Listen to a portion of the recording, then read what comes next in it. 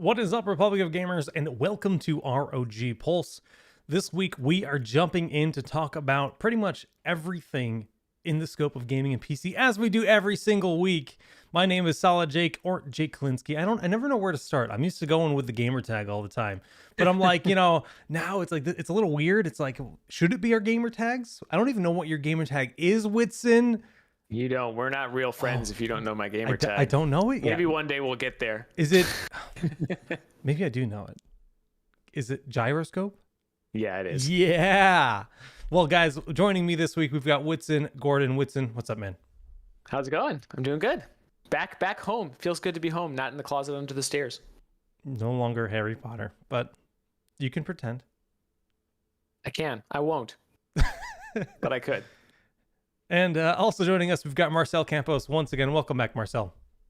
What's up, folks? Marcel, I love your hat. I know this is a good one, right? I know. This is a good one. I love this one too. I have another 50 over there, only gaming titles and space stuff.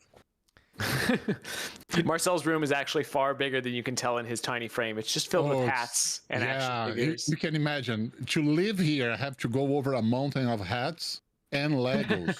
Do you have like a studio tour on your YouTube channel? Like, I want to see the whole room. I'm managing to do that. This is something that I promised to my audience to show every single aspect of it. It's cool. Yes, I would do that for sure. I'll let you know when it's ready. Please do it. I gotta know. If you're anything like me, it'll never truly be done. Right? You're always there's always going to be like, what could I do with this? It's always this a work bare in progress. space on the wall. Like, what could this be?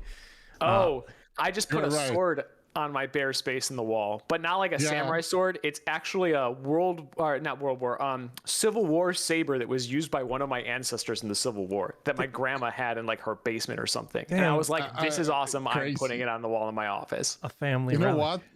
There's some stuff you want to put somehow on the environment that surrounds you. Or Union, by the way, Union side of the Civil War. Yeah. Oh, okay. just to make that clear. But like this case here was a big problem for me to put like the space shuttle made of Legos. Actually, it's flying. And I took like the whole Saturday just to position in the right place, what I believe will not cover something else that is important. I hope you don't live in an area that has earthquakes. No, here the problem are hurricanes. So you feel like... Dude, Florida hurricanes thing, so it's flying. It will fly all around anyway. Yeah, it's got to be scary in Florida because I'm in Connecticut, and last week we were scheduled to be hit directly by a hurricane for the first time since 1991, and luckily, it doesn't happen up here. And luckily, it really calmed down and it went down to a tropical storm by the time it actually hit land. So we were all right, but I think 30,000 people lost power still. I lucked out. Yeah. Jeez. But okay, guys. Well, diving in, Marcel, I just want, just completely off topic. We're not talking about cell phones today, but the ROG Phone 5S did drop. Have you gotten hands-on with it at all yet, or no? It's coming here, actually. Ooh. It's coming here. It's shipped. It will be here very soon. Actually, it's there's big improvements on the processor and on the touch sampling rate. Okay. So there's big improvements on those two areas, which I believe people will feel the difference, especially for a gamer and playing, high-end games on smartphones. So you're gonna feel the difference for sure. Very cool. Well, once you get hands-on, I think we'll probably do a personal review episode where we jump in, we get your hands-on experience and see what that phone's all about compared to the ROG Phone 5. So look forward to that in the future, guys, because I'm personally I cracked my phone screen. First time I've ever done it. I'm not gonna, I know it's tragic. So I'm like, all right, ROG Phone 5S just dropped. Like this might be the time. It's the perfect excuse. Yeah, right. You always got to find an excuse when it comes to buying a peripheral, especially with. I actually broke my phone a couple months ago, and it's the only phone on the market that I want right now that fits in my pocket properly. So I just bought the exact same phone again, refurbished. God. Old style. Yep. Whatever. If it makes you happy, then it makes you happy. True. It doesn't make me happy, but it helps me work. A GPU would make me happy. A phone is a necessity. So just kind of jumping into like the meat of what we're going to be talking about today, and we're not getting there yet, but just giving one an idea. You'll see at the bottom of the screen it says, "Should games cater to noobs?" And frankly, this is just a discussion of game difficulties, whether they offer no difficulty settings, a game like Dark Souls, or a game that is really just going to give you easy mode, where you can just enable God mode. And Psychonauts, or God mode. Yeah, it just dropped God mode in it. This with Psychonauts, and I was playing Hades the other day, and I noticed that there's a setting that makes it so every time you die you get stronger. I was like, what? So there's we're seeing both sides of the coin here, and that's going to be our primary discussion. But before we get to that, there's a bunch of things going on. One thing that we do need to announce here on stream is there is currently a bundle promotion going on, where if you buy any of our RTX 30 series laptops or even some of our GPUs, I believe. I think it's some desktops. Oh, it's pre-built desktops. You can get a bundled copy of Battlefield 2042. This is a 3-week promotion period. It just started on the 24th last week, a couple days ago. Yes. Yeah. And obviously the game's not out yet, but you will get a code that you can then redeem for the game when it's out. And I believe you'll get access to the open beta period as well. So if you've been waiting to buy a new laptop, now is the time to grab a new ROG machine.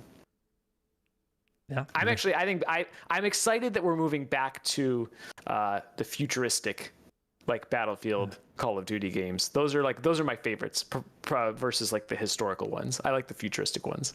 I'm really looking forward to the new one. I don't know. Looks like a good time to me. A couple other things I just want to get out there. I'm noticing a lot of people typing the commands in YouTube chat, and we still don't have a bot that wants to get along with YouTube chat. So those commands only work in Twitch chat. Also true for Twitch chat is giveaways. They are only done on Twitch chat. So if you're watching on YouTube, head over to twitch.tv/AsusROG for a chance to win a $20 voucher to Games Planet, which brings my next plug of the Games Planet summer sale that is going on right now. There's a bunch of crazy good deals going on across Games Planet. We're giving away $20 US vouchers to gamesplanet.com. So, I've seen games like Doom Eternal that you could get for $13, and then you get a $20 voucher. Guess what? You can get 3 more indie games with that. Boom. Easy. Free loot. Who doesn't love free loot? But again, Twitch only for the chat commands, and of course the giveaways. For the time being, we are working on that. Cool. So I did put a few news items in the document. I feel like we should go through them extremely quickly because I think that we're going to be talking about the rest of this stuff for a long time. But there is some exciting stuff here. Intel kind of gave us a peek at their new architecture. What? The sale already ended? I'm a jerk, apparently. I can't believe it's over. Oh, you are a jerk. The sale's over. Anyways, go ahead. Sorry. Shake. Intel released, and I won't go into a lot of the technical details, but there's some pretty interesting stuff in there. Probably one of the things that's most interesting to our audience is that they also announced their XC or Z super sampling. So this is kind of their like DLSS FSR competitor that is going to be releasing with the new Intel GPUs, which have been like rumored for forever, and we've all kind of been on the edge of our seats waiting. I'm interested to see how Intel's solution stacks up against the others, because I think this is straight up one of the most exciting technologies in gaming right now. Having another competitor on the market is good for everyone. That's also exciting. Yeah. I don't think it's going to do anything to help the supply of GPUs right now, but it will be exciting once we can all buy GPUs. That we'll have a choice between more options. Well, if I can add 2 cents on that, of course, yeah. Very, very exciting, because if you see how Intel is putting a lot of efforts on the integrated graphics they have on the 11th generation, yeah, it's way amazing. Like the Iris Xe is really, really good, though. Yeah, it's really, really good. Their integrated graphics considering integrated graphics, right? In sometimes, like you do some comparisons with the NVIDIA MX, like the 350, depends on what you are playing or what you are doing, is very similar performance. It's really amazing. Yeah, it's pretty nuts what games you can get away with on integrated graphics these days if you have a modern machine. Yeah, I can imagine if you can oversize it that or supersize it that. Yeah. So then you can have more room to work with. Yeah, with the ARC. So that can be a good thing. Yes, for sure. It's very exciting. I wasn't hyped before while all the rumors were happening, but now I'm starting to get a little hyped. It seems like it could be a very big year for Intel. The other thing that really excited me was that I don't know if you're a VR player, Jake, but you have a Vive, right?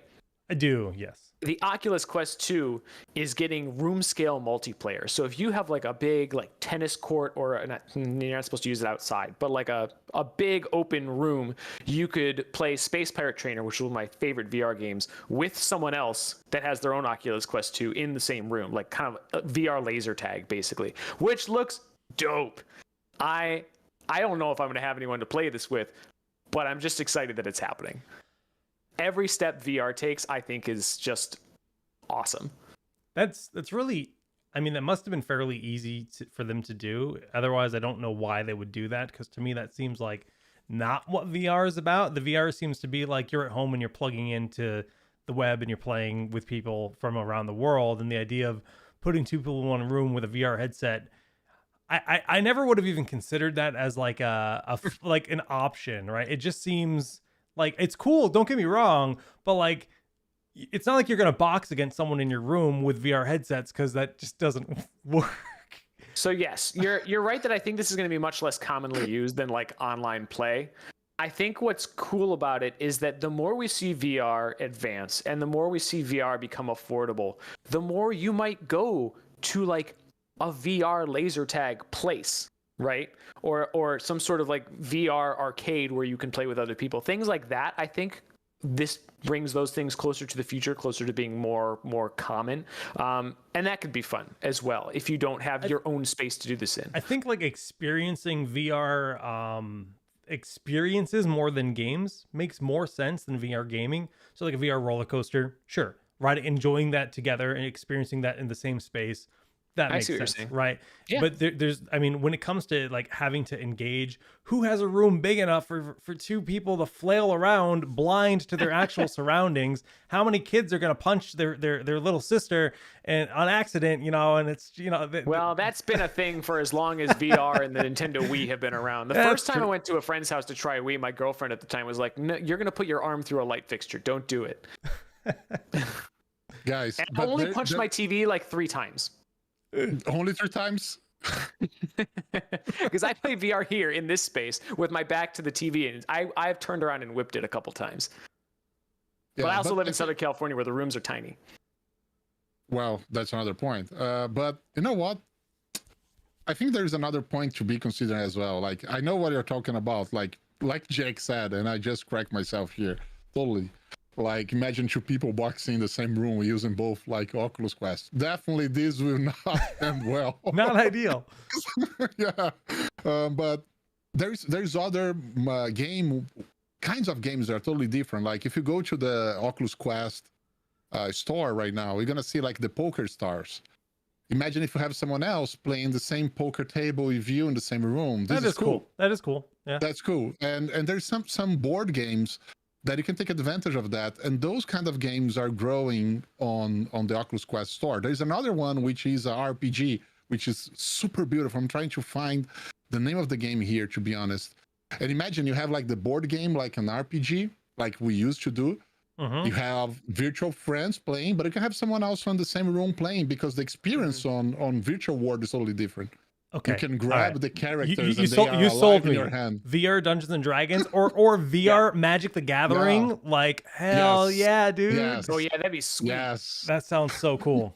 I hadn't even considered either of those things, and now I'm even more on board than I already was. Yeah. I'm sold. I'm sold. I mean, and the final thing is that Gamescom is happening right now.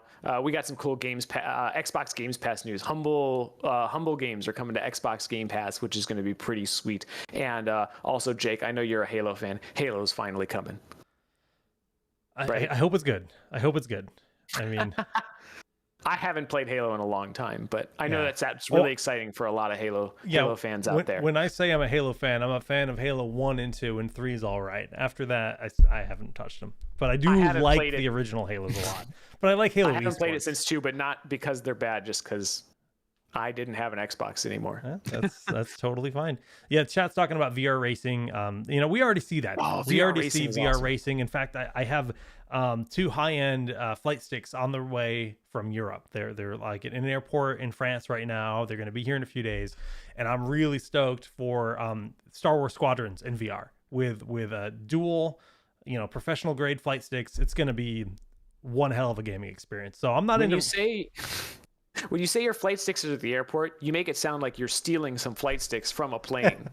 You're like, they're real flight sticks, guys. I'm just obsessively tracking my shipment because I cannot wait for them to come. And I've got desk mounts, so it's going to be a really cool experience. That's going to be sweet. Yeah. What else we got? That's it. I want to talk about game difficulty. Gamer Days? Did we talk about Gamer Days? Oh no, we got to mention Gamer Days. I thought you were going to mention that when we talked about giveaways. Guys, there are more giveaways. You got giveaways in this very stream right now, but after this is over, go check out Intel Gamer Days. I believe it's gamerdays.intel.com. There are a ton of giveaways over there, including some of ours. We've partnered with Best Buy to give away a Zephyrus M16 and I believe some other gear as well. Yeah, the M16, which Jake has with him right now. All right, it's sweet. Let's just. I was gonna do this unboxing, but we'll do that next. Oh, I forgot about the unboxing too. Yeah. Jake finally got his Alan Walker machine. This is the M16, beautiful prismatic design on the back. Been streaming with this the last few streams, and honestly, it's just a beauty. And people are talking about the flight setup. Don't worry, I'll be streaming with it and showing it off aplenty. But yeah, no, this is a gorgeous machine, and apparently you can win one through Gamer Days. So Intel Gamer Days, yes, check it out. The link's there in Twitch partnership with Intel, Best Buy, and Sensor, the YouTuber Sensor. So thanks to all of our partners for that. But go check it out, guys. But also, Jake, I got to see this Alan Walker machine now that you finally got it. Yeah. So this is something that we they shipped over straight from headquarters right before the Alan Walker event. We just unveiled this last week, and I haven't opened it yet, so we're doing this live. This is going to be the first ever live unboxing. It would be really funny if you opened it and there was nothing inside. That's really I'm crazy about the box inside the box. The box inside the box. Yeah, I'm very much looking forward to that. We actually we know a guy who's a hobbyist DJ who's done some work for us, and so he's actually going to write an article about using this, a hands-on article with the box, and kind of mix in some of his own stuff. It's going to be pretty cool. So keep an eye on the ROG site for that as well, guys. All right, I'm getting all the boxes out. It's a box inside a box inside a box. There's a few boxes, yeah. Yeah, that's so cool. Love the colors. This is Alan Walker chose the coloring on this himself. We'll take that box off to get the other box out. Which we did a whole podcast on this last week, but if you happen to miss that because it was at a different time slot than we normally do. That's so cool. I don't know if the guys on the chat, they have seen this before, but if don't, be prepared because that's so yeah, cool. We don't really have time to like hook it up and actually use it. No, we don't. But this we can show you what it is. This is a functional, I don't know, what do you call it? Like you can packaging. Its official name is the ROG Remix Sampler. So you can basically make music with this. Yeah, it has packaging. A capacitive paint on the packaging and a USB-C port. You hook that up to the Alan Walker Zephyrus laptop, and when you hit the little capacitive paint pads, it'll play a different sample sound and have a cool animation on screen, and so you can start remixing your own tracks with the box that your laptop came in. Super cool. And the laptop is, of course, also super dope. I don't know how to get it out of here. That's always the challenge, right? You have to sing Alan Walker's song, then it will go out. Well, most of our boxes, when you open them, there's actually a hinge that lifts it all up for you. But this, but this, that's why I was like, which is one of my favorite things that we do, like quality. As a company, because every time I open whenever I used to be a laptop reviewer, and whenever I'd open it up, and you'd have to like shake it to try and get it out because the air couldn't go in. And I was like, this is so dumb. I'm like, I don't want to damage this box. So really interesting. It's actually a fabric on the front, and this is an enemy matrix display, which is a blue color. So when you turn it on, which hopefully it has some juice. Again, I literally just opened this, and it came here from Taiwan. See the beautiful key colorings on this. So cool. The keyboard colorway is really cool, but I think the blue anime matrix is my favorite part of the laptop.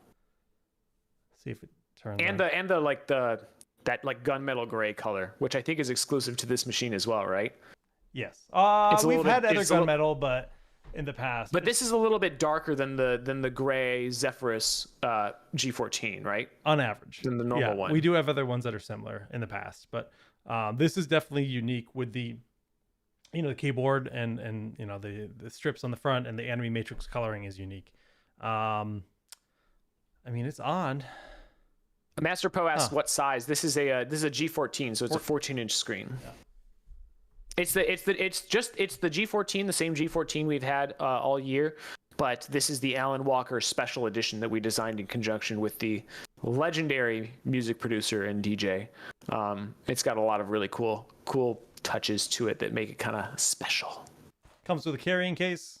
I mean, this is nothing held back, right? You've got protective case, which is also, very unique, one of a kind, all Alan Walker themed. So, yeah, really cool. He's also got a hat, which Marcel can put in his giant pile of hats. Can you imagine that must be what the box is. I was like, what is this There's box? a hat, it's and there's huge. socks. All right, we got to open because that's all you need. A hat and socks. So you can look forward to some streams coming Feel up. comfortable. This stream got weird fast. I chose to ignore those comments. And then I got to figure out how to open the box. The hardest part is opening the socks. Should I comment on that? No, you should not. If Marcel says, should I comment on that? The answer is probably always, maybe not. If he has to ask. So I just like how the power brick and stuff is packaged with the socks and a hat. It's just... There actually aren't socks for your feet. It's actually a carrying case for the power brick. Oh, great. Now it makes sense. Wow. All right. Do you guys remember the old iPod socks? Like back in the day of the third or fourth gen iPad? I used to have them too. They came in like a pack of like 4 different like pastel colored socks for the iPad. It was the worst case you could ever have for your iPod. But every time you put it in your pocket, it never works well. Yeah. God of Deathwish says, I really wonder who will wear the socks. I would wear the socks. I wear every free pair of socks I get, for sure. Easily. So yeah. we I still have with the socks you get at the hospital with the pads on the bottom so you don't slip on the slippery floor. Those are my favorite socks. I wear those around the house all the time from like my surgery 5 years ago. Those are the best. I have no idea. Can you imagine that? What the best socks? Are like 30-cent socks I got from the hospital. So our timer ran out, and our keyword is on the screen. Type God mode in chat for a chance to win a $20 voucher to Games Planet. We'll let that populate. This is in Twitch chat, guys. You got to type it in Twitch chat. The bot only speaks Twitch. We haven't taught it how to speak YouTube yet. Someday it'll learn. I hope. But anyways, so we can dive into our primary discussion. We'll leave this beautiful laptop on screen for a little while, just so people can ooh and ah at it. But we've got a lot of games coming out nowadays that are offering these easier difficulties. Let's start this conversation with the old.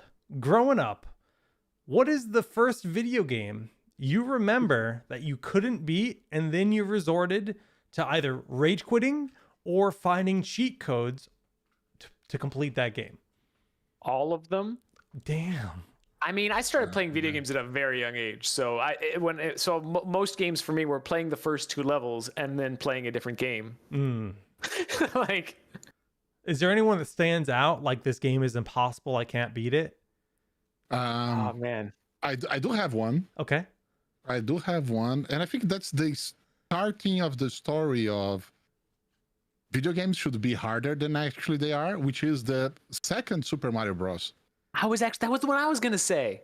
Yeah, man, because everything starts, actually, this whole debate starts with that game because they decided not to bring to US. It's pretty much like the same look and feel of the first Mario Bros. There is no advancement on graphics. There's slight advancements. Yeah, it's really... The rocks are a little different. Yeah. And there is stuff that a lot of people find awkward, but for the Japanese audience, they want something harder.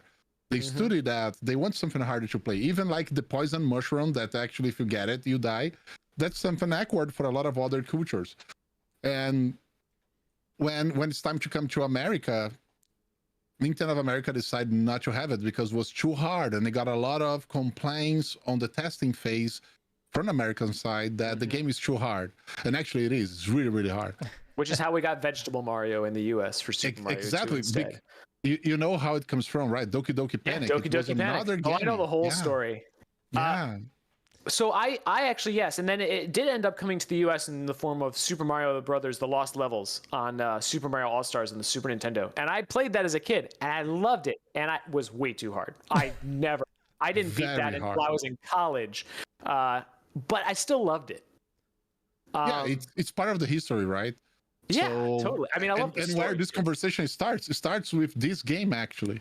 It really does. It also starts with arcade games, and the fact that when you look at a lot of these old NES games like Contra and stuff like that, a lot of the reasons that those games were so hard was because they were originally in the arcades and designed to suck all the quarters out of you. Oh, you died? Well, guess what? You're back in for 25 cents. Like, yeah, it was just boom, boom, boom. They wanted it to be challenging. They wanted it to be, punishing, but they didn't want you beating the game, really. Like, to beat Contra at the arcade was...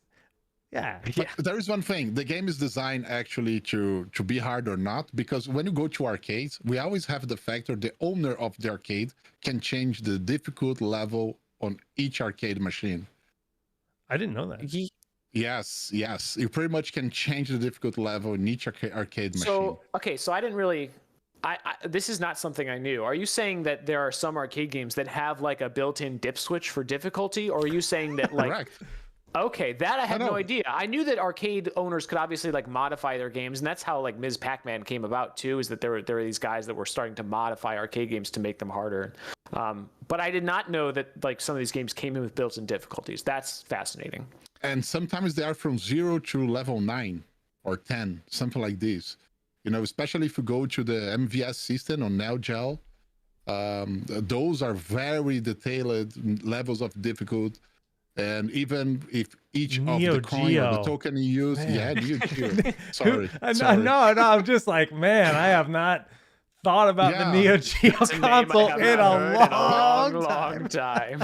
It's funny because by default, games like Samurai Shodown or Art of Fighting, they are super hard by default. But you, as the arcade owner, you can ask your expert to go there, get in the developer mode. They have a kind of developer mode for the arcade owner, and you can go and change the difficult level. So you make it easier, give more lives, or make the game go a little bit slower with the PCs, your opponent, something like this. That's really cool. Yeah. So, but in the end, they need money, so they know what they do, right? They made it harder. Yeah. Yeah. They raised the bar. Obviously. Yeah. Who wouldn't? So I just got a death wish. Just said, imagine games like DDR if they had a hard difficulty. They actually do. They do. DDR has 4 different difficulties, and they get insane. If you're playing like in the old games, it was 10 feet was the hardest, and that was extremely difficult. And that's like the rating is 1 through 10. Each song has a rating. Some songs went up to like 14, even though 10 was considered the hardest. So imagine how it's crazy. It's actually truly just our Pulse's very own Jeff Campman. You guys have seen him a lot on the show. He plays some good DDR on his own Twitch channel. That's the only game he streams normally. And he streams a good bit of DDR. He's got some skills though. We should do the giveaway. But before we do, Jake, I got to ask you, what was your hard game as a kid? What was your like? I mean, the game that stands out to me as when I was at an age enough to care, I can't beat this game is Turok. Turok on the N64 is the game that comes to mind first. Like I remember going back and playing Ghosts and Goblins, but I was too young to care. Right? I didn't mind. Right? It was just like, oh, this game, I died, whatever. off to the next game, off to play. As a kid, you're used to that. Yeah, it's like I'm gonna go play Sesame Street X and X. I don't know, on the NES, I had a Sesame Street game that was banging. I don't remember what it was. I remember the Sesame Street game on the NES. I had it too. I was probably 4, but it was great. Yeah. Let's rolling the giveaways right now. If you type God Mode in all caps in chat, you have been entered into our giveaway. The bot is going to select 2 winners, and we'll do 2 more giveaways at the end of the stream. Sarge_T, congrats. You are the first giveaway winner, and we're doing one more. Bam. Z-Rea, ZE_REA. Congrats, guys. I'll be sending you a message with a $20 Games Planet voucher in private messages on Twitch. We'll have more giveaways coming in about 20 or 30 minutes. I'll put a 25-minute timer on screen because that sounds like a good amount of time.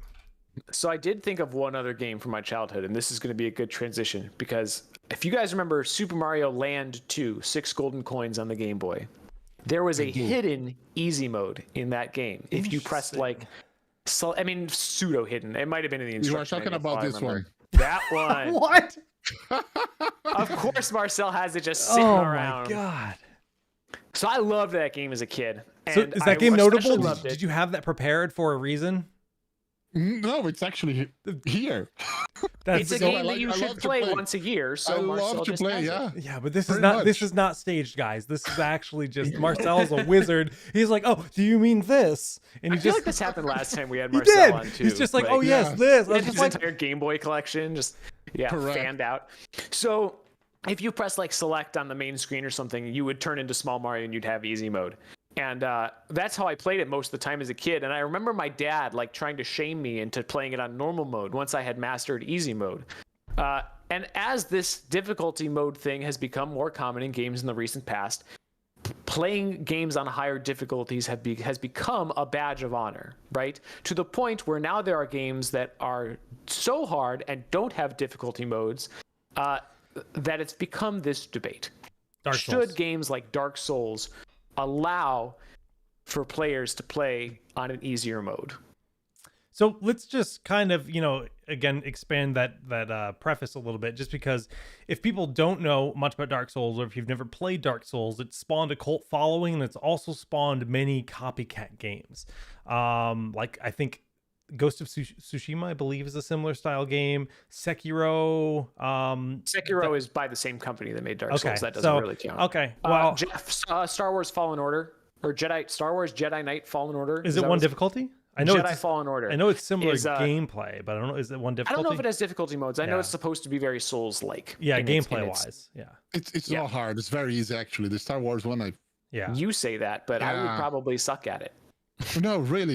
Even my boy, 7 years old, we also felt very easy. I think that. Well, game now is you're more just about bragging. The story. No, really. Kid can beat you at video games. It's a game based on the story. So they want to tell a story that is a real canon story from Star Wars. That's why I wanted to play it, but then I heard it was Souls-like, and I got scared away. No. Go for it. I think they just mean the style of combat. It's like which to me looks similar to Zelda. Really, the combat, but I've again never played Dark Souls. I can sort of see that. Okay, you've got a lock on a roll, and you kind of wait for them to attack, and you attack yourself. Yes, that's a lot of people will say it's not. Dark Souls isn't hard. It's about like recognizing patterns and being patient. And I have played a little bit of Bloodborne, and there's a lot of patience involved that I don't have. I don't have time to die like a million times before I figure it out, because I got a wife, 2 toddlers, and a job that keeps me up at all hours of the night. So I'm an easy mode guy myself. It sounds like you hate your job the way you put it that way, but it's. No, I love my job. Why else would I stay up at all hours of the night for this? Like, I love it. It's just like the little bit of time that I do have to game. I don't want to be frustrated by the game that I'm playing. I want to experience the story. I want to have fun. I want to feel like I'm kicking ass and taking names. So I play on normal, or depending on the game, sometimes easy mode, because my time is precious. My gaming time is precious. But there's this idea that when you look at a game like Dark Souls or other difficult games like Monster Hunter or Sekiro or whatever, that the line that I hear all the time is that all people should be able to enjoy games, but not all games are for everyone. or not all games need to be for everyone. And I have a little, I don't think anyone disagrees that not all games are for everyone, right? Like, sure. Near Automata, not a game for everyone. No, not everyone is interested in JRPGs or these like deep philosophical questions that the game is trying to answer, or the shooting. Not all games are for everyone. We can all agree on that. I think what these people are trying to say, I'm going to argue that what these people are trying to say is that not all games need to be accessible to all people. And that's a little bit of a more difficult phrase to defend. So, although I think there are some defenses. Imagine how bitter this sentence is in sales meeting inside the publisher. Well, and this is the debate, right? Did the developers intend this to be a core component of the game, the difficulty? Right. So that's kind of where I stand. And at the end of the day, if the dev said, "Hey, we're shipping this game, we're choosing not to make multiple difficulty settings." Difficulty settings could be as simple as we're going to scale the damage done by the enemies by 20%, right? That could be really that simple. It doesn't take a lot of effort. When the developer chooses to not do that and they say, "This is our game, have fun," right? Then, I think that's the dev's choice. That's the product they want to create. You're right. Here's where I think the debate kind of got interesting in the recent past. For those of you who have not followed this debate as closely, this was a while back. I don't know, a couple years ago. I got to look it up now. Where the creator of the Dark Souls series, Miyazaki said that he would like the next game to have an easy mode so that more people can enjoy it. And fans of the Soulsborne series flipped their lids because there was this pride in being able to play and beat this game, and having that be like a core part of the game's identity, and that they thought that was betraying the game itself. The studio later said that what he said was a mistranslation. Classic Japanese backpedaling. I won't get into that, but I mean, you can look. Let's look at it both ways. If the creator of this franchise says that he thinks it should have an easy mode, who are the rest of us to say that he is wrong? If it's his vision, right? That if he wants the game to be more inclusive, and is that different from? Maybe the creator thinks that difficulty is an important part of the game, but the studio says, no, we want to sell more copies, so let's make an easy mode to make it more palatable. Is that different? I think so, yeah. I think if there's a sole creator and a sole person that has a vision for what the game should be, I think that's what the game should be. Rarely the case. Well, it's usually a team effort. Yeah, usually is. But if that's kind of like, what the game's success... So would Dark Souls be anywhere near as successful of a game if it was just a run-of-the-mill, game that wasn't that difficult? Probably wouldn't. I honestly think the game's success comes from the fandom that was born from this game being a challenge, the notoriety the game received with that, and I think the developer was smart to retain that and to retain their audience, because as soon as you burn their audience, you have this core fan base that are clearly going to buy your next game.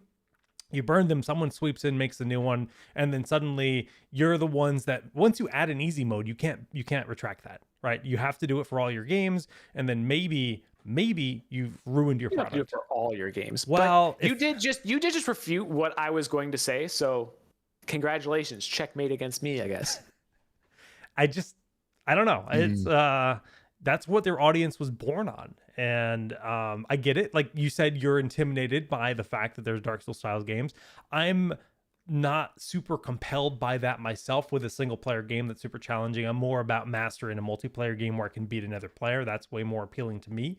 That's honestly even more intimidating to me. That's what I like. I mean, I'm a competitor when it boils down to it, but when I want to practice and learn and master a game, it's going to be so that I can, make my brother cry, not now as an adult, but when I was younger, I wanted to smash him so bad that he wouldn't want to play Smash with me anymore. I played a lot of Smash Brothers growing up, but yeah. Okay. Here's another aspect to this debate, and I'm going to pose this to Marcel, just because we haven't heard from Marcel in a moment.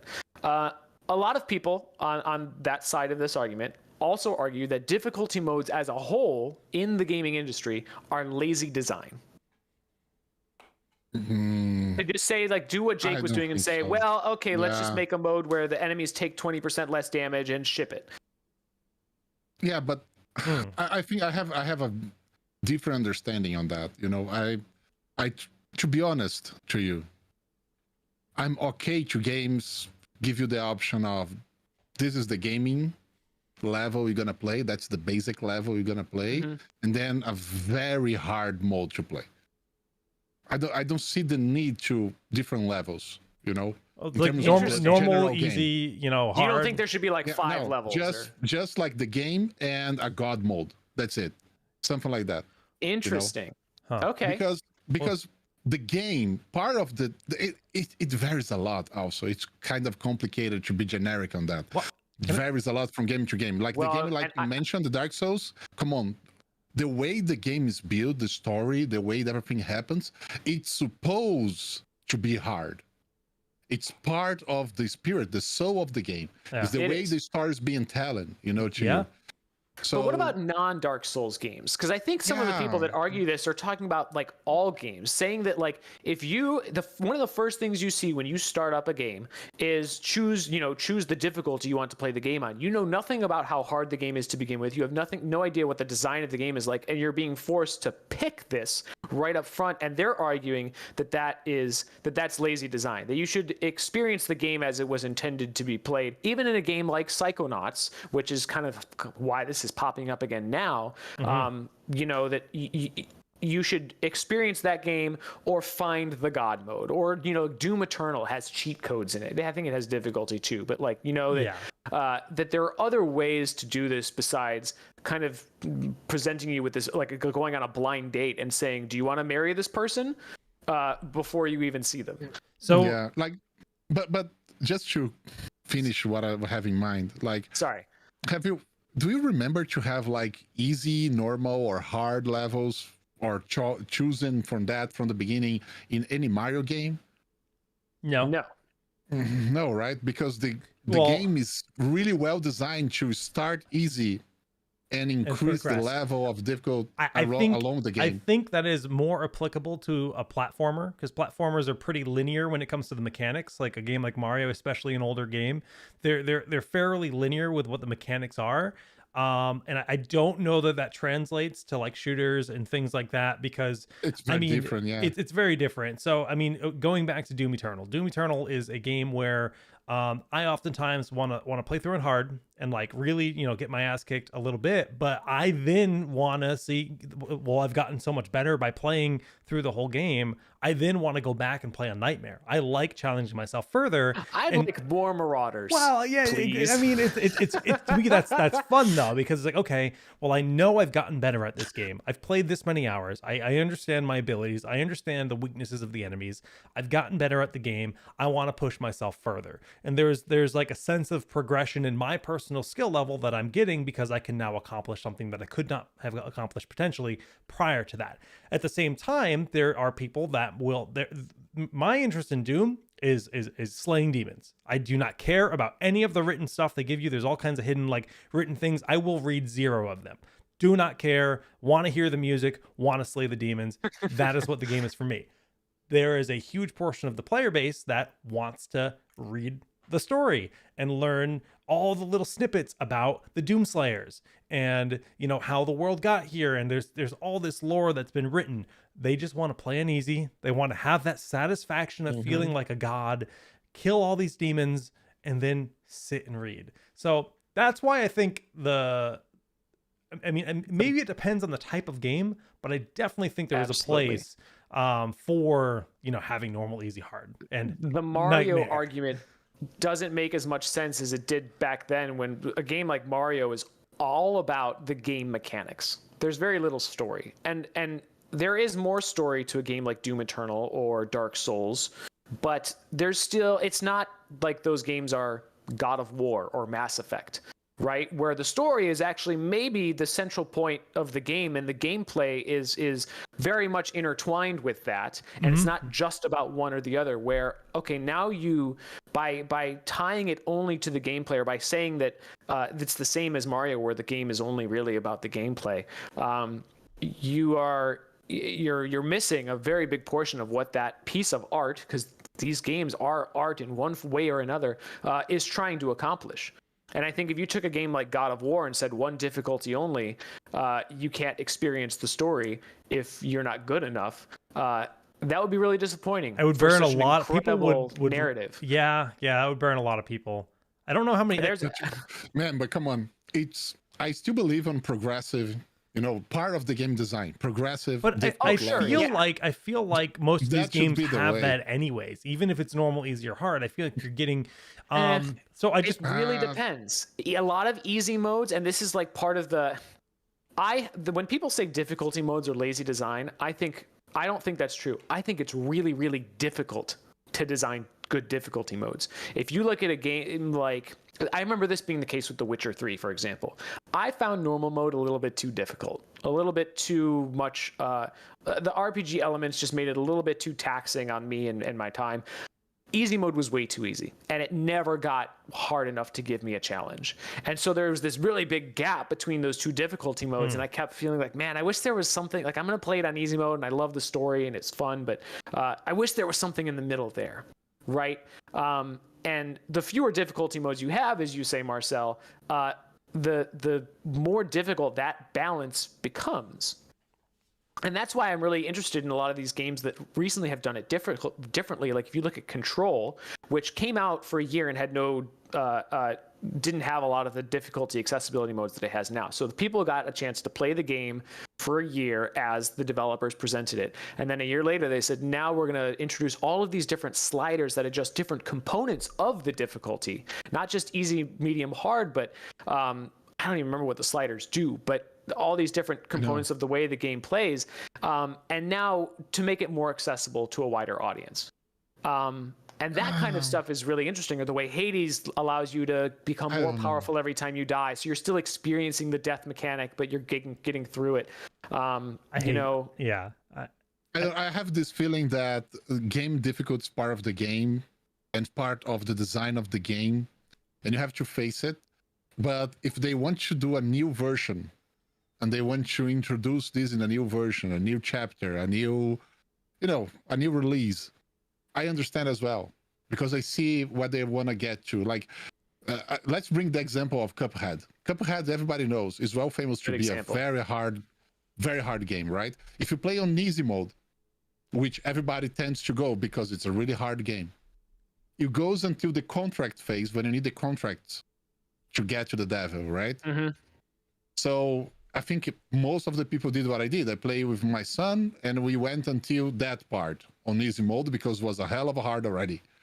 Yeah. But then when we reach there, you cannot go on if you don't get the contracts. And to get the contracts, you have to do the bosses on the normal mode at least.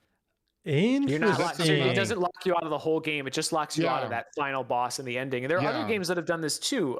That's cool. I like that. Shadows of the Empire on the N64, that if you played on easy mode, you didn't get the little teaser at the end that showed you that the guy was still alive, that he survived the crash or whatever. A lot of games will Dash Rendar. Okay. Shadows of the Empire. I don't remember how the game ended. I played a lot of Shadows of the Empire, but I actually never played it. I just remember reading about it for this. Other good examples are there are a lot of games that won't. You can play on easy mode or God mode or whatever, but you won't get the achievements. That's another way. It's like a reward. But as far as I know, Psychonauts 2, do you still get achievements for playing on God mode? Probably some of them, but they probably gate some of them. So it's still there's a lot of give and take, and I think that leaving it up to the developers is okay. The one thing that I will say that should be more of a concern to not all developers, but more developers, is accessibility, especially in terms of like differently abled people. I mean, just jumping in on that really quick, it blows my mind at how few games have colorblind friendly modes. Like, it's a very uncommon setting, and that's quite surprising. And it's one of those things where it probably doesn't take, it's a filter at the end of the day, right? It doesn't take that much effort to make something that is colorblind friendly. There's all different levels of colorblind for sure, but it's NVIDIA might have a filter for that in their drivers now. I think there might actually be one, but it's lazy to AMD rely too, on someone else to do that for you when it could just be a toggle in your menus. No, I agree. Right. But anyways, I was just letting people know, since we might have colorblind people in the audience who are frustrated by the same thing, I thought I'd give that tip. But you're right. And I think that even if the developers of Dark Souls or whoever say, you know what, our game is for a very niche audience and we're not going to cater to anyone else, that's okay. But the gatekeeping is BS. Don't tell the developers what they think of their own game. And more developers, if not all of them, more developers should consider the accessibility issue when they're developing their games. I think that those two things are really key. Yeah, accessibility is something that has to improve a lot. It's a good point when you mention like the colorblind, because it's kind of easy stuff to be done, right? It's just color replacement. But when it comes to other kinds of accessibility, like voice commands or people who cannot use the keyboard in an easy way, so there are options in the market, but not built in on the games that easily. There are laws that have been put into place in the last few years with text to voice being a requirement in a lot of games, in terms of accessibility for anyone that might be, hard of hearing.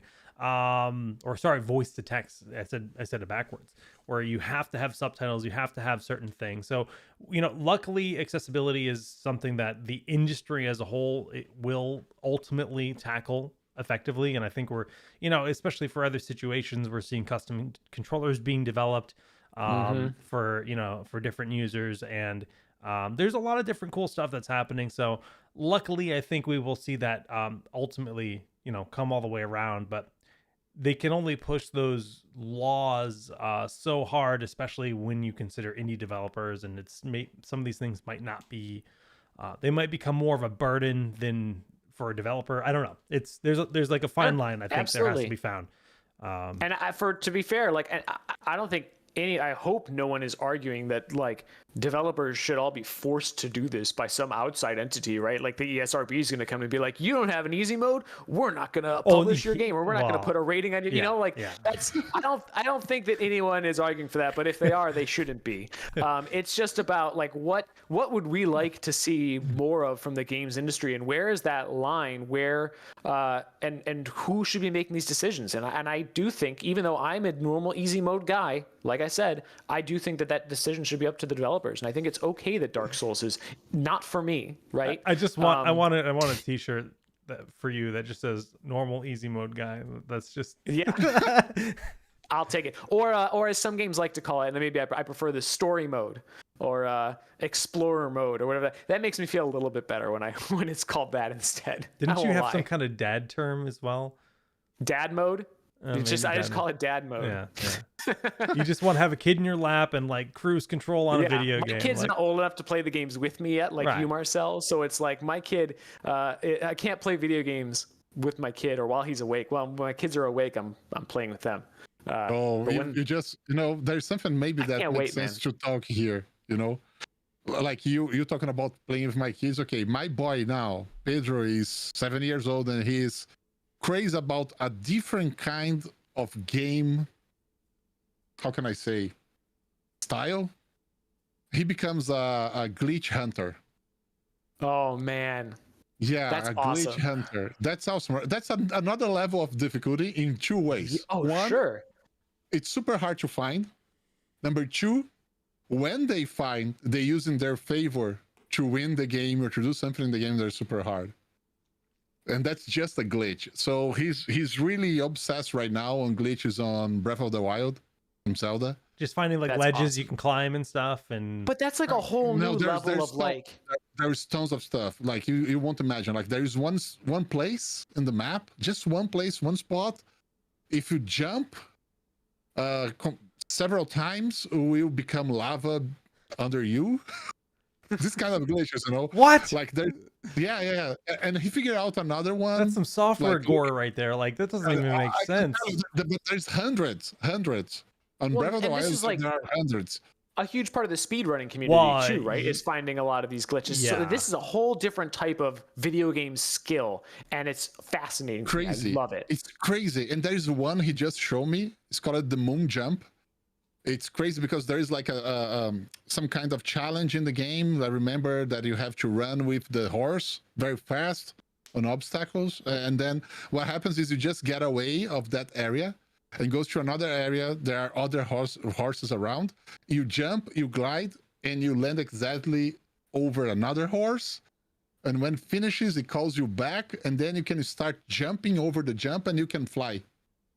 It's literally flying. Jump, going up. And you can reach places that were super hard to reach in normal way. Those glitches are actually fascinating. I mean, I'm sure we've all watched a little bit of Awesome Games Done Quick in the past. And like the Zelda Ocarina of Time speedruns, there's a glitch that was discovered probably 10 years ago, but it just, it's about doing a backflip with a bomb, and it's called the staircase, I think, where it basically just allows you to keep going higher and higher, and you can skip half the game. Basically, I think someone beat the game in like 12 minutes or 20 minutes or something. I don't know, just crazy stuff. Well, this is funny too, because High Demon 79 says, well, that's nothing like the developer intended. So we've come full circle. We've gone full circle. That's caused by the developer. It's true. Computers only do what you tell them to do. So maybe the developers have to get good. Yeah, maybe not intentionally, but it's caused by the developer. And we'll just end it right there. I'm just gonna bait all developers into flaming me on Twitter now by saying that. I haven't written a single line of code in my life, so that's not true. Our other two giveaways are coming up. Easy Mode in chat, EZMODE, all caps, Twitch chat. Type it there. I'm gonna get that on a t-shirt. There you go. Easy Mode. Bad mode. Bad mode. What's the most recent difficult game you guys have played? Have you guys rage quit a game recently because it was too hard? You guys both like difficult games. This is just me then. Rage quit? Oh, I rage quit Humankind just yesterday. You rage quit Humankind on stream? Yeah. I didn't watch to the end. Yeah, I rage quit just because I was like, there's too much to read, not enough killing, not enough mechanics for me. It's just every gamer is different. I get the genre. I'm sure it's a great game. I grew up playing a lot of Command and Conquer and StarCraft and games that are high mechanics, and where I feel like I can control my army. And when it's just playing out what my army did, and it's like, well, your army lost. It's like, okay, why? I just don't know, and I don't want to read that much, and I'm too ADD. Everyone's different, right? And I'm not trying to. I think it's a great game. It probably is. It seems like it's a great game. Very soothing music, but I rage quit that for all the reasons you weren't asking for. That's okay. Yeah, I played it. I went and swapped the Hades. There was it's funny you talk about reading. So what you're saying is that you're very good at difficult games, but you're not good at reading. I need mechanics that are engaging first, and then everything comes second. There's I don't know if you guys have heard, there's a comedian, Dara O'Brien, who had a whole bit about video games, and he actually had something that was very applicable to this about how video games are the only media format that if you're not good at them, you're not allowed to continue reading the story. Like, you don't open a book and the book in the middle is like, what are the major themes? And if you don't answer right, the book closes and you can't finish it. Like, it makes this a unique thing to video games. And it's a funny joke, but at the same time, like, I don't know, there are books that are really hard to read. And I have rage quit books in the middle because I've been like, I don't understand what's going on. I don't think I could. Not completely true, but mostly true. Yeah. I feel like the Tolkien books would be a hard read because aren't they like one POV at a time? The original writings. The Tolkien books, I didn't find them to be that hard of a read. They are a slow read. Yeah. I'm a slow reader in general, but I did make it through those. I did not make it through Dune. I didn't make it through. I'm Dune. gonna do the audiobook before the movie comes out, and I know that's gonna embarrass me a lot here. Yeah. And what was the other one? I remember when I was younger quitting War of the Worlds in the middle because I could not figure out what was going on. But I think I was in like middle school, and it was a tougher book to read. So, yeah, it's not, video games aren't alone. Of course, they are somewhat unique in that way. Gosh, man. I hate audiobooks, by the way. Older books, just the writing style is rough. No, yeah. And somehow, like, I mean, I love to read in general, but some books are completely crazy. And when I see those Audible stuff that people put like Audible? to hear the book, yeah, like like the audible.com, you go there and you buy a book, but actually it's just an audio book. Yeah. You have to read for it, and I hate it. Oh, dude, I'm gonna change your it. life. I'm gonna change your life. Listen to audiobooks when you mow the lawn, when you do chores, washing dishes, working out. Really? Yeah, dude. I try. Oh my god, I love yard work Sometimes- now. I'll be out in my yard for sometimes 8 I can hours with a take- good book. I'm not crazy kidding. about Fucking doing lawn that. like 19 times back and forth. No, you should see my garden. It's beautiful. I do that with podcasts. I have tons of podcasts that I go with when I go walking or do something like that, or when I'm in the car, when I'm on trip, whatever. But audiobooks, I don't know. Maybe I'm too old. You just haven't found the That's right how I audiobook. feel. Pick up a Everyone get off Marcel's lawn if you read audiobooks. Or listen to audiobooks. I don't know. I'm gonna just plug Brandon Sanderson. If you've never read a Brandon Sanderson book, Mistborn might be one of my favorite books of all time. I actually didn't like the second and third very much because I thought the Wax and Wayne first series, book, or the here's the thing. second and third Mistborn books. We're doing a second and third Mistborn. Welcome books. to the ROG Book Club. I know. Okay, hold on. I do have to say this because this is one of my favorite things. Here for that. I was looking for books to read, and someone's review on Goodreads of the first Mistborn book is like almost as good as the book itself. It said, "This book is like the Italian Job, or a heist story like that, but if it was set in Mordor after Sauron has ruled for like 1,000 years." And that's exactly what it is. It's that amazing. And it's so fun. It has like that fun feel of like a heist movie. And the second and third books were just depressing war novels. I love them though. Have you read? So that's why I didn't like them the as much. second series though. Like I have not. 50 years later, it's like a little steampunky. Like technology has progressed. It's the same world. Oh my god, it's good. They're making a film or show adaptation. At least it was licensed. Interesting. Yeah. All right. Well, yes. my favorite book series by Sanderson is the Stormlight Archives, but it is very I've heard long. that it's good. It is that the one that's very that's long. taking forever? That like he only writes one of the books every like 6 years in between all his other books?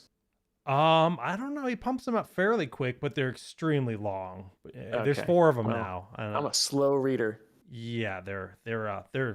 And if I spend all my time reading books, I'll never play video games. It's true. But all right, we're gonna do our giveaways. We're gonna draw our winners. We've got everyone that typed in easy mode. You've all been automatically entered into the chat. The bot has been gonna randomly pull 2 people from Twitch chat. Boom, number 1, Vrog D, VROGD, ROGD. VROGD, congrats. We'll be sending you a message after the stream. Bam Bam, following since 2018. Love to see the guys that have been following the channel for a long time. It's a good amount of time. And one more, Opinion, OPINYAN. Opinion. How appropriate for such a debate that someone named Opinion would win. Congrats, friends. That is all of today's giveaways. I think that's pretty much our conversation for today, right? That's all I have. Stop all the gatekeeping. That's all I have to say. I'm gonna stop all the gatekeeping. I know people were asking about the Alan Walker laptop again. It's so cool. Next time we'll have to do the box stuff with the sampling. Is so cool. Oh yeah, I'll have to set it up for the stream next week. We did that on our last show. If you go and look at last week's show, Sasha over at HQ was showing us. Oh, he did it, right? Yeah. But I'm gonna make a song live on stream on Tuesday. No. Sweet. I mean, I could. You could. I'll have to figure out how to.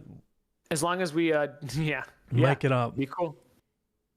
Yeah, you gotta figure out a way to do that. It works. And then all y'all keep an eye out for our article as well at the ROG site, because we'll have one of our DJ friends take it for a real spin. Yeah, that'll be really cool. So I don't wear hats ever. It's illegal for me to wear a hat. And I'm not putting my feet on stream. So if I could tell you that I'm wearing the socks, got a Death Wish, but We're not even. You won't even show off the ankles. Come Say on, ROG. come on, Jake. Wow, Jake is really strict. Dance Revolution with socks would be amazing. Everybody's gonna watch you and entertain a lot. Believe me. Well, I guess Jake's really has really strict clothing rules for this stream. I just don't wear hats. It's just. I generally don't either. But now I mean, live in Southern California, so I kind of have to. Actually, specifically put a hat back behind me so you can pretend I'm wearing it on camera. There you go. That's the closest I'll get to wearing a hat. It is a cool little hat, the Alan Walker hat, but very beautiful laptop. I'll be gaming on that next Tuesday. It's going to be a lot of fun. I don't know what I'm playing at. Probably more Hades, just because once I start playing Hades again, I keep finding myself squeezing in another round. I'm done with work. My wife's like, I thought you were done, working around 7 yesterday. I don't think I came upstairs till like 8:30 because I got in a few Hades runs because who needs food? But game's real good. Maybe I'm not going to turn on the God mode. I'm intrigued by that God mode. I am. It kind of reminds me of some of the later Mario games, like the 3D Land and stuff, where if you died a certain number of times, it would give you a power up at the beginning of the level. So that's the way this is designed. It's designed to help you to go through that because you are struggling to do it. As opposed to having an easy mode. I can dig that. All right, so I know we're actually over time, but I actually need to go off on a little side tangent here because this is relevant to our discussion. It was recently found out that in the new MOBA on the Nintendo Switch, and it's releasing on the iOS and Android, Pokemon Unite, that the game is, if you lose, I think it's just 2 games in a row, it automatically matches you versus bots, and it doesn't tell you.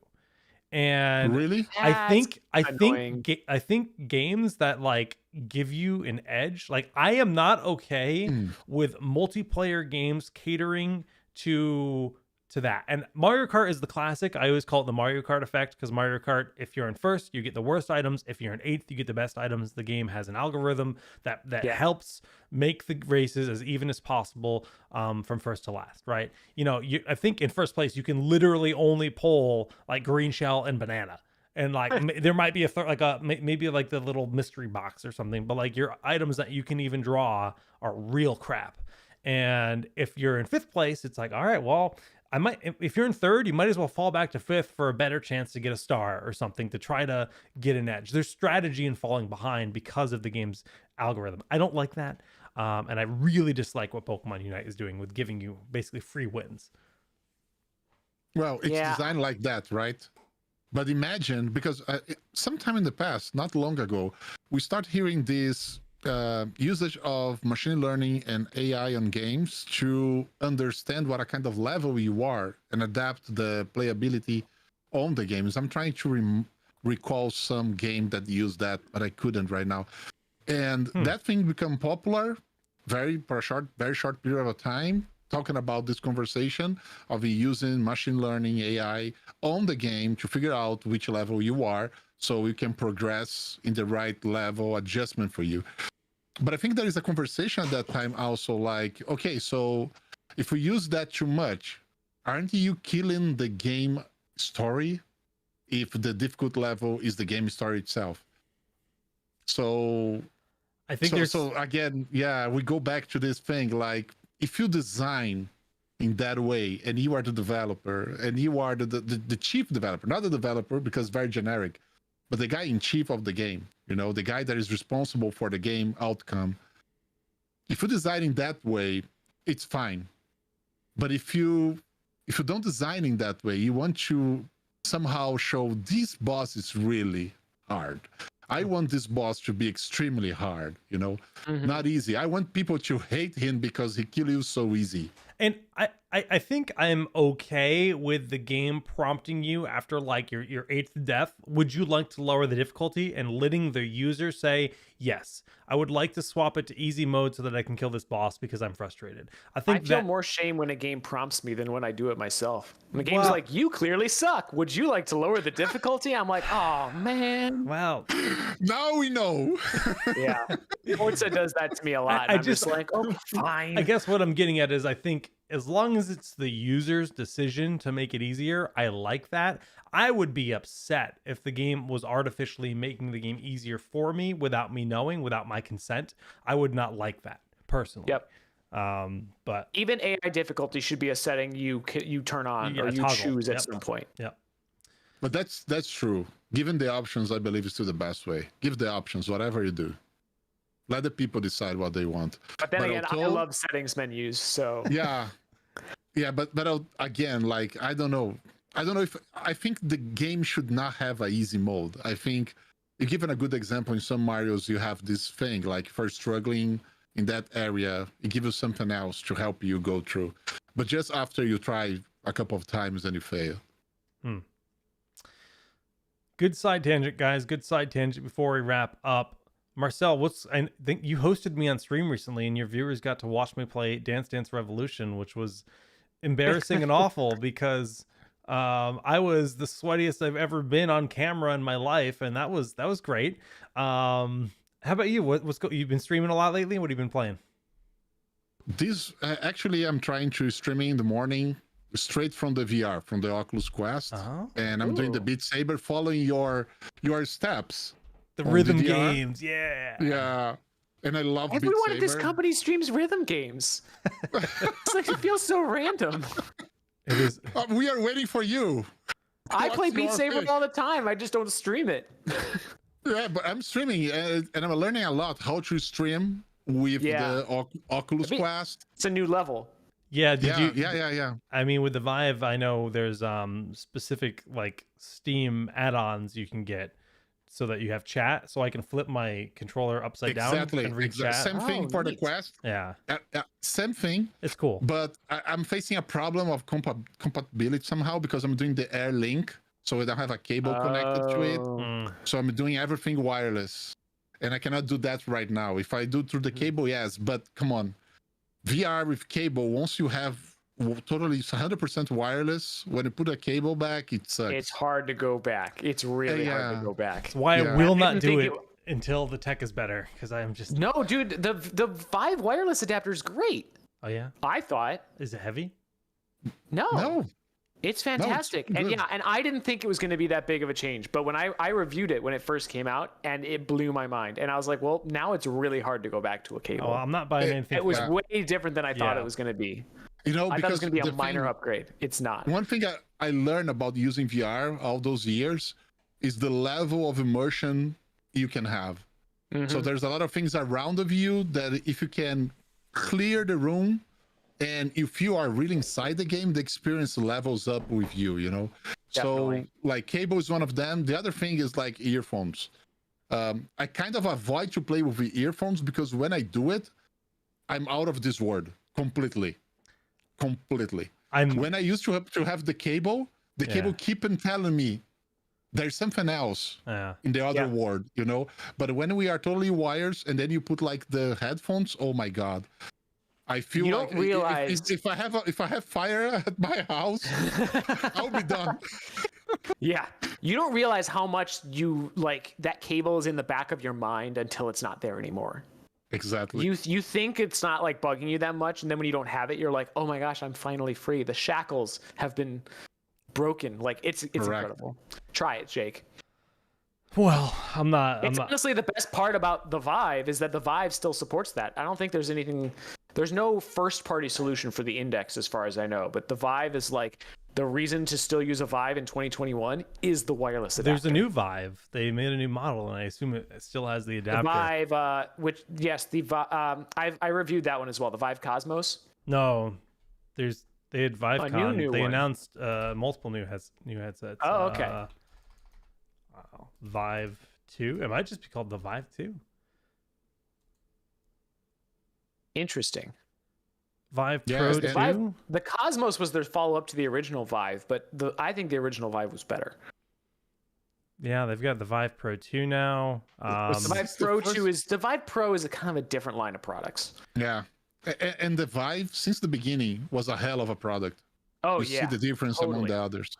Yep, for sure. I'm personally waiting for. Well, I'm hoping for an Index 2 because I really want the Index controllers. Oh, they have the Vive Focus 3, which looks like their Oculus competitor. I've not used that. Okay. Interesting. It looks interesting. Yeah, I'm not sure what the price point is, but it looks like an Oculus competitor. No, you mean an Oculus Quest competitor? Yeah. Sorry, I assume it looks like a wireless it's device. It's a standalone headset. Yep, standalone experience. Vive Focus, they have Vive Pro 2, Cosmos Elite, and those are the three different. Focus 3, Focus Plus, Pro 2, Cosmos Elite.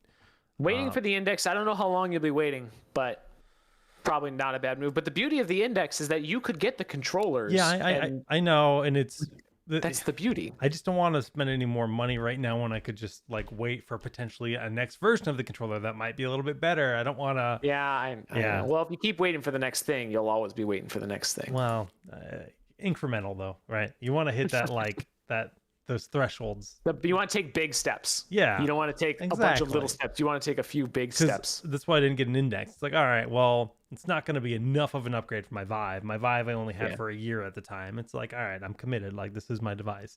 You don't buy a new smartphone.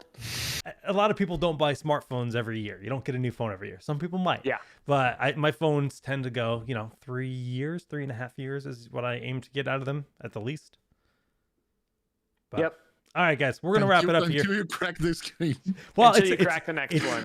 This phone's almost 4 years old. Buy a case, guys. So, that's pretty good. That's pretty good. Time to turn it into a webcam, I guess. At this point, that's what it's destined for. At this point, but all right, guys. Well, tomorrow we'll be streaming on Twitch once again, playing Psychonauts 2, not with God mode on, but maybe I'll toggle it on just and like just to see, just AFK and.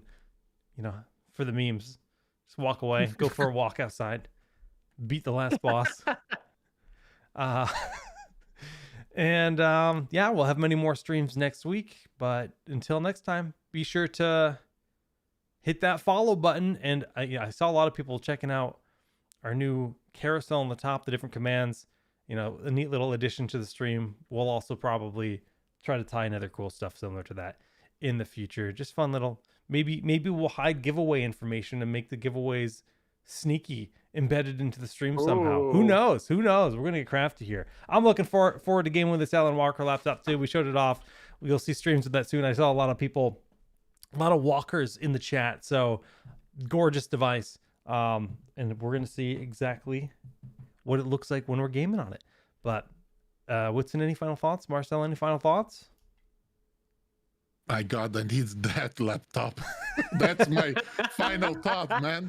That's the thought that is in my head right now. I need that one. Mm-hmm. Yeah, do want. I mean, it's just so beautiful. It's super cool. It's a cool laptop. Every single A and the W. The A and W, It's can't beat it. It's sick. Sweet guys. Well, that's gonna do it here for us on ROG Pulse. Until next time.